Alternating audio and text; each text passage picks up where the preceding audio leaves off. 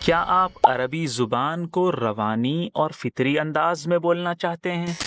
تو آج ہم ایک ایسا زبردست لفظ سیکھیں گے جو آپ کے عربی بولنے کے انداز کو مزید نکھار دے گا۔ عربی میں کسی کا استقبال کرنے کے لیے سب سے عام اور خوبصورت لفظ ہے استقبل۔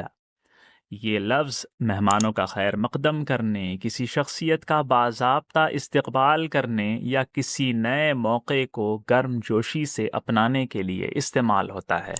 اردو میں اس کا سب سے قریبی ترجمہ استقبال کرنا ہے، جس کا مطلب ہے گرم جوشی سے کسی کو خوش آمدید کہنا، مہمان نوازی کرنا اور کسی شخص یا موقع کو عزت و احترام کے ساتھ تسلیم کرنا۔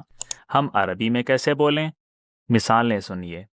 استقبال حافل یعنی گرم جوشی سے استقبال۔ انگریزی میں a warm welcome۔ استقبل الرئیس الضیوف بحفاوت بالغہ۔ صدر نے مہمانوں کا گرم جوشی سے استقبال کیا۔ The president received the guests with warm hospitality۔ استقبلت الام ابنها العائد من السفر۔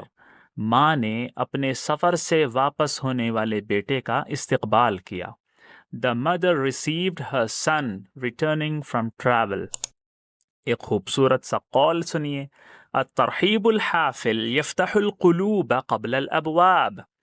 گرم جوشی سے کیا گیا استقبال دروازوں سے پہلے دلوں کو کھول دیتا ہے۔ اب آپ عربی میں کسی کا استقبال کیسے کیا جاتا ہے جان گئے ہیں۔ اپنی گفتگو میں استقبالہ اور استقبال کا استعمال کریں اور عربی بولنے والے افراد کو متاثر کریں۔ مزید سیکھنے کے لیے ہمارے ساتھ رہیے۔